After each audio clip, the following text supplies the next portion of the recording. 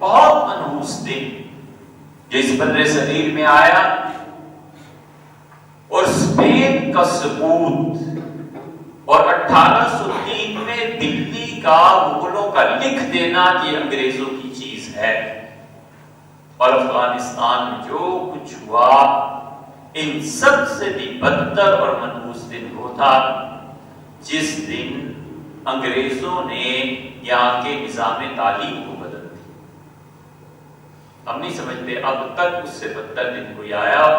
انہوں نے کہا آپ عربی پڑھیے، فارسی پڑھیے،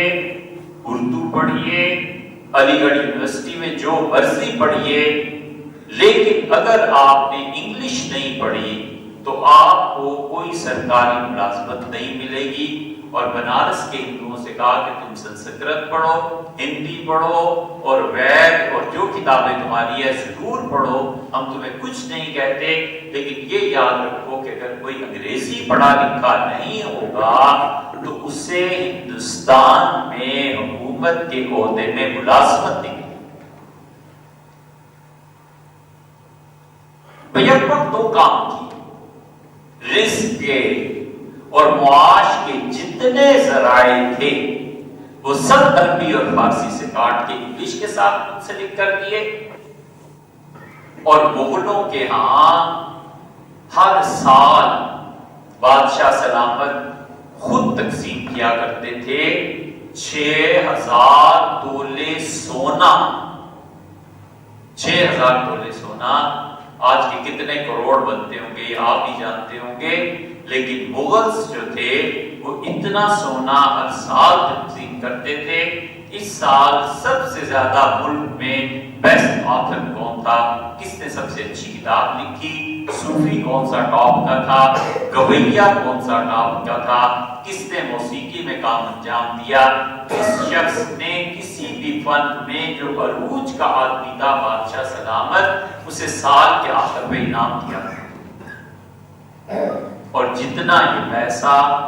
تعلیم کی ترویج اور ترقی کے لیے استعمال ہوتا تھا، وہ سارا پیسہ انگریزوں نے اپنے قبضے میں لے کے، اور اس کے بعد انہوں نے کہا آئندہ سے جو انگلش پڑھا ہوا ہے ان کو انعامات ملیں گے، اور جو اردو، عربی، فارسی، ہندی، سنسکرت پڑھے ہوئے ہیں ان کا اس پیسے سے کوئی تعلق نہیں۔ نتیجہ یہ نکلا کہ ہندوستان کی معیشت تباہ ہو کر رہ گئی، اور 56 کا جو قحط پڑا ہے، اس طاقت کی جنگ آزادی ایسے ہی نہیں ہو گئی۔ 56 کا جو قحط تھا اس میں والدین نے، ماؤں نے اپنے بچے فروخت کر دیے، اور لوگوں نے 10-10، 20-20، 30-30 جتنا جس کا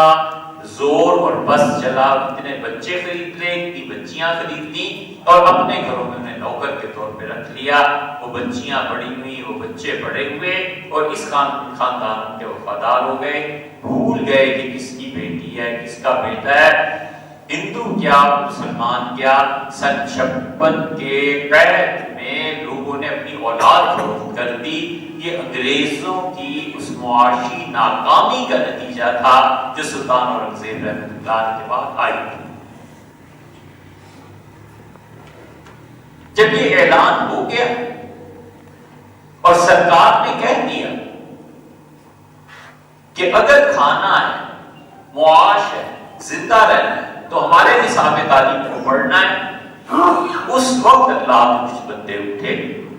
اور انہوں نے کہا کہ یہ تمہارا دین برباد ہو جائے گا، یہ ساری نسلیں تمہارے آنے والی یہ کالج اور اسکول میں پڑھے گی، اور خدا کے دین کو پڑھنے والا کوئی نہیں ہوگا، اس لیے اٹھو اور اللہ کے دین کو بچاؤ۔ اور ان لوگوں میں جنہیں یہ فکر تھی، علامہ اقبال تھے، اور آپ کے الہ آباد کے اکبر الہ آبادی اور علماء تو تھے ہی تھے۔ 4 جلدوں میں علامہ اقبال کے خطوط چھپے، کبھی آپ انہیں پڑھیں تو آپ کو اندازہ ہو۔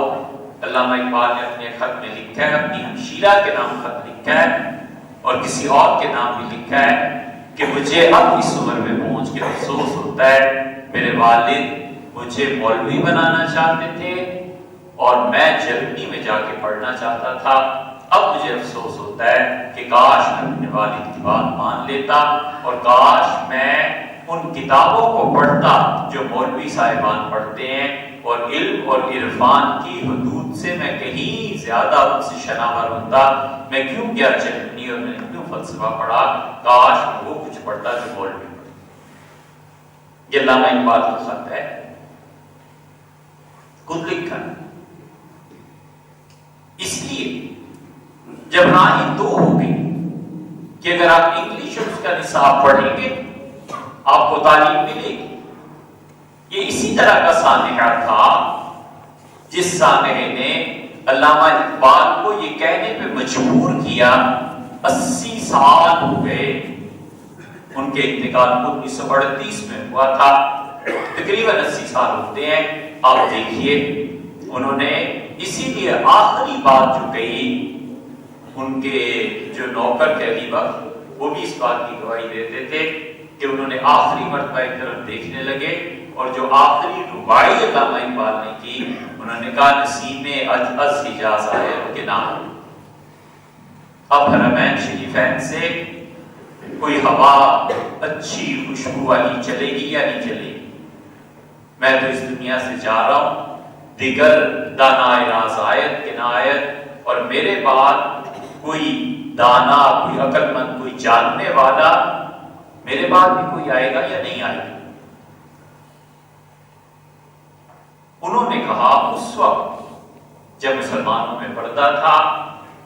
جب مسلمانوں میں کوئی دین کی حمیت باقی تھی، علامہ نے کہا لڑکیاں پڑھ رہی ہیں انگریزی، قوم نے ڈھونڈ لی فلاح کی راہ، یہ ڈرامہ دکھلائے گا کیا سین، پردہ اٹھنے کی منتظر ہے۔ انہوں نے کہا ارے ظلم کرتے ہو، لڑکیوں کو انگریزی پڑھا رہے ہو، تم دین سے بھی جاؤ گے اور دنیا سے بھی جاؤ گے۔ علامہ اگر اس زمانے میں کہتے تو لوگ ان کا مذاق اڑاتے کہ لوگ یہ کس زمانے کا مولوی آ گیا، لڑکیاں انگلش نہ پڑھیں گی تو کیا کرے گی۔ یہ تو شکر ہے اپنے زمانے میں علامہ کہہ گیا، اگر اس وقت کسی مولوی نے یہ کہا ہوتا تو وہ لوگوں میں ویسے ہی مطمئن ٹھہرتا کہ یہ ترقی کے مخالف ہیں، کر لو ترقی۔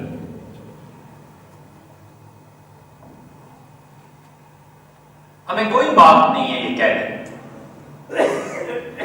کہ عورت گھر سے نکلی اور کمائی جب شروع کی، اگر وہ گھر سے نکلی تو اولاد برباد ہو گئی، اور کمائی شروع کی تو ساری زندگی کو تج دے دی۔ اللہ اسی لیے کہتا ہے کہ بما انفقتم، اور تم اپنا مال خرچ کرتے ہو اپنی بیوی کو، جب وہ مال خود کمائے گی۔ علامہ کیوں روئے؟ انہوں نے کہا گھروں سے عورتیں نکل جائیں گی تو ماں کا کردار کون ادا کرے گا؟ یہ اس لیے آپ کے سامنے رکھا ہے کہ بالکل اسی سانحے کو اگر آپ دیکھیں تو اس سانحے نے معاشرے میں یہ اعتبار، یہ زوال پیدا کیا کہ خدا کے اس دین کو پڑھنا پڑھانا صرف اس شخص کے لیے ممکن رہ گیا جو اچھی طرح یہ سوچ لے کہ میرا مستقبل برباد ہو سکتا ہے، مجھے کوئی نوکری نہیں ملنی، قرآن میں نے پڑھنا ہے، حدیث پڑھنی ہے، فقہ پڑھنی ہے، اور اللہ ہی حافظ ہے، اللہ چاہے گا تو مجھے کھلا دے گا، اور اگر نہیں ہوگا تو پھر مجھے فاقے بھی کرنے پڑیں گے۔ یہ وہ لوگ ہیں جنہوں نے قربانی دی اور پچھلے 200 سال سے خدا کی اس دین کو سنبھال رکھا ہے۔ اگر یہ لوگ نہ رہے، جیسے کہ اب نہ ہونے کے برابر ہوتے جا رہے ہیں، تو مسجدوں میں آذان کون دے اور نماز کون پڑھائے، خدا کا کلام کون پڑھائے؟ جا کہاں رہے اور کر کیا رہے؟